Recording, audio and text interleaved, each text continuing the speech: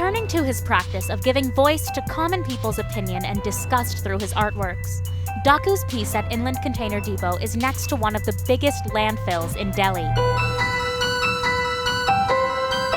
He creates a composition that is simplistic yet powerful.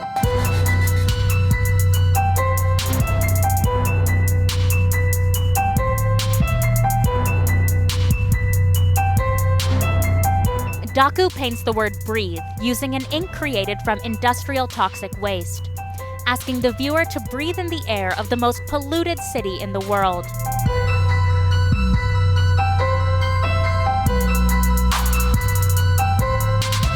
I love the white wall just saying breathe. It's so simplistic, but it's very, very powerful. It's minimal and, just a personal thing. The ink was made out of pollution, especially in Delhi, it's quite apt. So yeah, I really like breathe, and also the spacing of the letters and how it's so the piece itself is so non-polluted, but actually the material used is kind of made out of pollution. I think the space that he's chosen is beautiful, and it kind of stops you and makes you just calm down for a minute, those letters and that word. What I liked about Daku is the ink that has been used is taken from the industrial waste. So this way you're giving a kind of maybe a note to the word that you just have something for the industrial concern as well. And the place, obviously, the containers that give you the feeling of the industrial thing. He has taken something out of the industrial waste, the toxic kala ink he has made.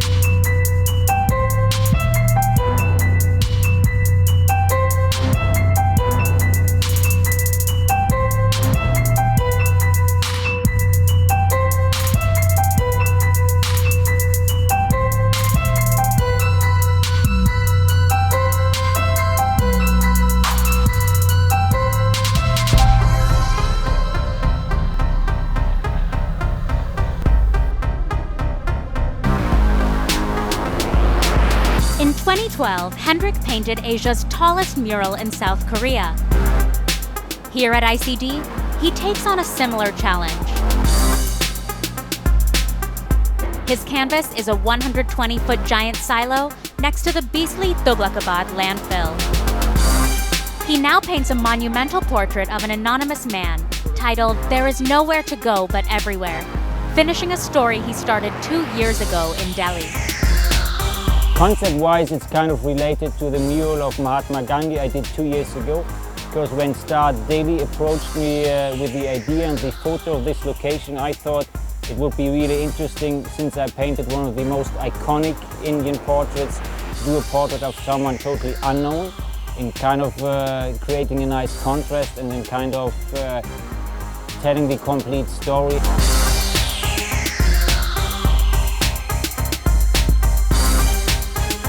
For me, it's kind of like a circle, having on one side one of the most iconic Indian persons from history at all, painted on the ITO crossing right on the Delhi police headquarters. So this is like a nice kind of inner city, like a special thing for the police and the building itself. And on the other side, this one, it's kind of located in an area where you would never expect art, and probably most of the people working out here seldom go to openings or museums. So this is why, to me, it kind of tells the whole story. You got the more related to the art and the museum kind of concept Gandhi in the inner city areas, and this portrait of the unknown man in this kind of complete industrial area.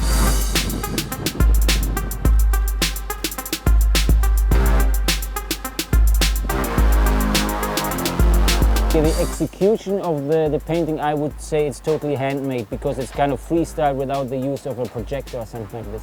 On the technical aspect, this would be probably the most challenging part of this one, because a round shape always creates some sort of distortion on the sides.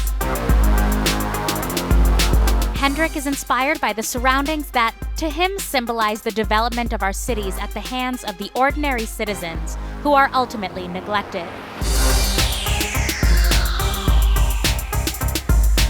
It's not a portrait of someone who's directly working over here, but it's a portrait of someone who's kind of working in this whole concept of garbage collecting, the landfill. So I think it tells a story also in relation to the landfill, but I more see it as like a symbol for all the people working out here, because it's a pure industrial space, and for the individual it's kind of maybe tough to work in here. So if this could serve as like a symbol, that would be the best for me.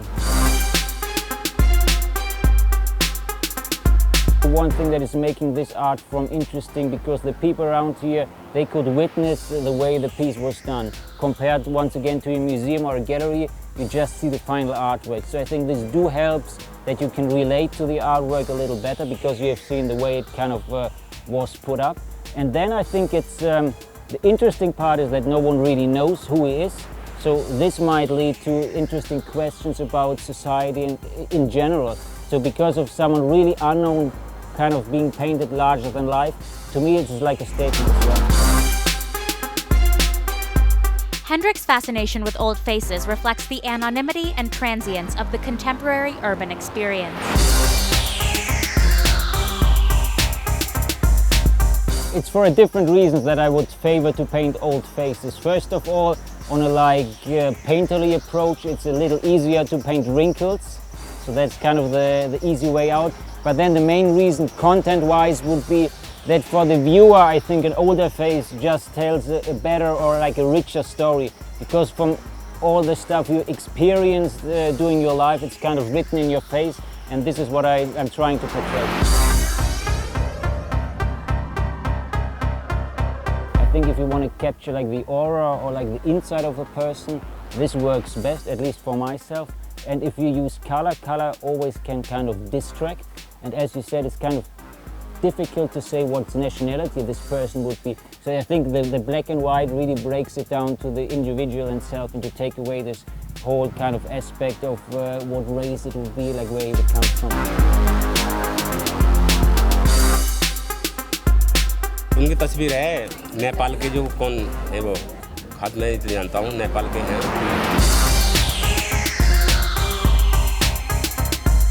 जैसा लग रहा है कि श्रीडी के साईं का photo है, sir के ऊपर पट्टी बनाया हुआ है, दाढ़ी उड़ी है, मूंछ है, ये श्रीडी के साईं का वैसा ही फोटो है।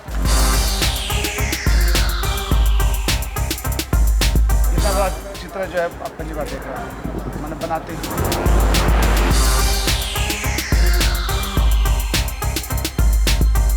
At the end of the day, we are all humans, first of all.